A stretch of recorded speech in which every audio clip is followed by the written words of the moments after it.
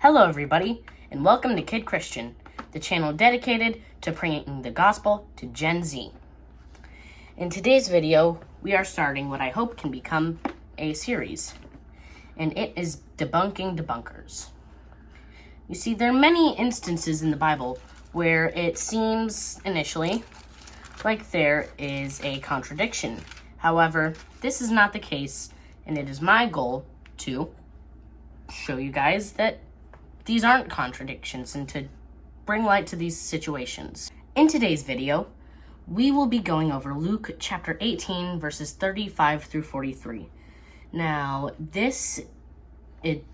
initially it seems that there's no problem until we cross-reference it, so let's read this verse and its few cross-references. Okay, so this is the story of Jesus healing the blind beggar. As he drew near to Jericho, a blind man was sitting by the roadside begging, and hearing a crowd going by, he inquired what this meant. They told him, "Jesus of Nazareth is passing by." And he cried out, "Jesus, Son of David, have mercy on me." And those who were in front rebuked him, telling him to be silent. But he cried out all the more, "Son of David, have mercy on me." And Jesus stopped and commanded him to be brought to him. And when he came near, he asked him, "What do you want me to do for you?" He said, "Lord, let me recover my sight." And Jesus said to him, "Recover your sight. Your faith has made you well." And immediately he recovered his sight and followed him, glorifying God. And all the people, when they saw it, gave praise to God. Seems good, right? Well, let's look at one of the other passages, and things start to seem a little confusing here. But I will explain it. Don't worry. This is Matthew chapter 20, verses 29 through 34. And as they went out of Jericho, a great crowd followed him. And behold, there were two blind men sitting by the roadside.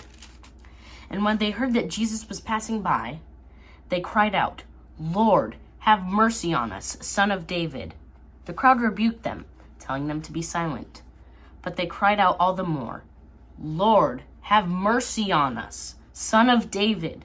And stopping, Jesus called them and said, "What do you want me to do for you?" They said to him, "Lord, let our eyes be opened." And Jesus, in pity, touched their eyes, and immediately they recovered their sight and followed him. So, for those of you who did not catch, in the Gospel according to Luke, we find Jesus going to Jericho, and there's a blind man sitting there. In Matthew's Gospel, we find him coming from Jericho, and two blind men are there. So, how can this be? Well, have no fear, I'm here to explain it. So, there was an archaeological dig, and they had found something very interesting. They had found two Jerichos. So, there was an old Jericho and a new Jericho. So, whenever the old one had collapsed, instead of deciding to rebuild on top of that one, they decided to make a new Jericho next to it. So, for the first part where one says that he's going to Jericho and another says he's coming from Jericho, it's very simple. He's going from one Jericho to the next. He could be going from new to old or from old to new.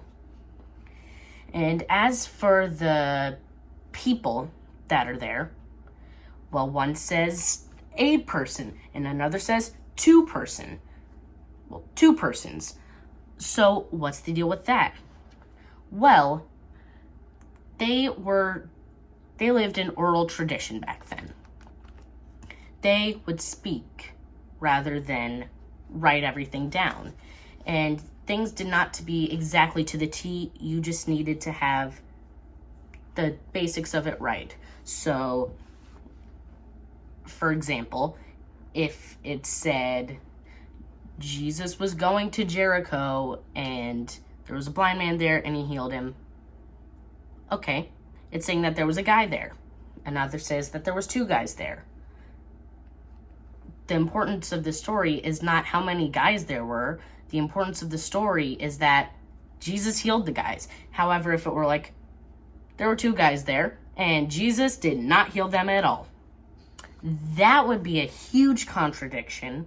However, this is not the case because Jesus did heal those two men. Another thing is that it could be simply the way they chose to write it. For example, I could tell you, I uploaded a video this week, and that is true. I could also say to you, I uploaded multiple videos this week. Well, one's true, the other's not. No, I have uploaded multiple videos this week. However, there are instances where it could just be highlighting one.